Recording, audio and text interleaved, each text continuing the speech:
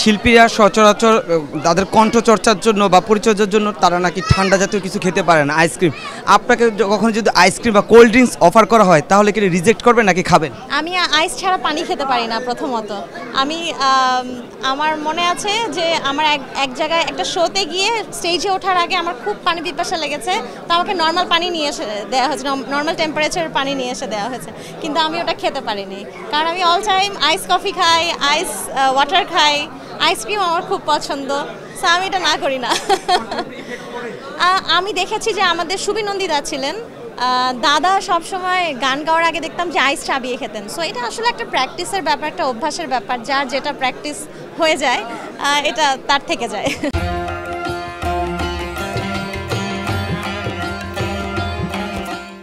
সব শিল্পীরই একটা শখ থাকে যে প্লেব্যাকে গান গাইবে, এটা একটা স্বপ্ন থাকে আসলে শিল্পীদের। তো আমার শুরু হয়েছে পরাণ সিনেমার মাধ্যমে, রায়হান রাফি পরিচালিত। গানটা হচ্ছে ধীরে ধীরে। তারপরে আমি ইমরানের সাথে একটা গান গেয়েছি, যে গানটা হচ্ছে প্রেম প্রীতির বন্ধন ছবিতে গেছে। সেই গানটাও মানুষ বেশ নিয়েছে। পাগল মন গানটারই একটা সিনেম্যাটিক ভার্সন ছিল সেটা।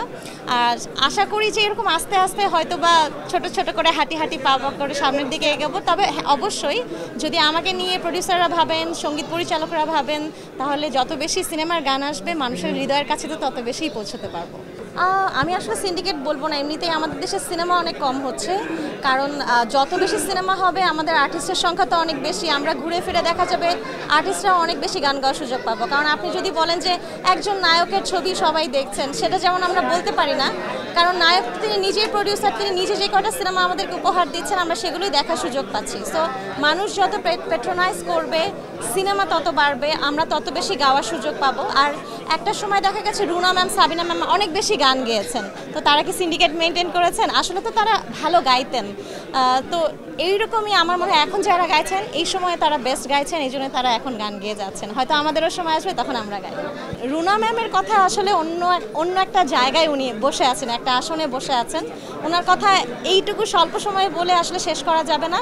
বাট আমি যখন ওনার সুর করা গান গেয়েছি তখন রেকর্ডিংয়ে অনেক কিছুই শিখেছি। সেটা স্টেজে গান গাওয়া বলেন বা রেকর্ডিংয়ে উনি প্লেব্যাকে কিভাবে গান গাইতেন, কতখানি মুখ হা করে গাইতে হবে, হেসে গাইবো নাকি মন খারাপ করে গান গাইবো, সব কিছু। বা স্টেজে গাইতে হলে মাইক্রোফোনটাকে অডিয়েন্সের দিকে দিব কি দেব না, সব কিছুই আসলে উনি আমাদেরকে একটা শর্ট টাইম লিমিটের মধ্যে সব কিছুই বলে দেন। আমার ভালো লাগে না, কারণ হচ্ছে আমি এই বিষয়গুলো নিয়ে কখনো কোনো কমেন্টও করি না, কখনো কোনো কিছু বলিও না। তার একটা কারণ হচ্ছে আমরা যারা শিল্পীরা আছি আমরা হচ্ছে পাবলিক ফিগার। আমরা যা করব, আমরা কি খাবো, কোথায় ঘুরবো, কোথায় কি কথা বলবো, প্রত্যেকটা কথার একটা ইনফ্লুয়েন্স কিন্তু আমার অডিয়েন্সের উপরে পড়বে। সো আমার ওইটুকু সেন্স থাকতে হবে, আমাকে ওইটুকু বুঝেই কথা বলতে হবে যে আমি কথাটা বলার পর কতজন মোটিভেটেড হবে, কতজন লাইফকে পজিটিভলি দেখবে। সো আমি আগে নিজেকে পজিটিভ তৈরি করব, তারপরে আমি কোনো কথা বলার আগে আমার সোশ্যাল মিডিয়াতে কিছু লেখার আগে ওটাকে নিজে একটু ভেরিফাই করে নেওয়া উচিত যে কথাটা পজিটিভ কিনা।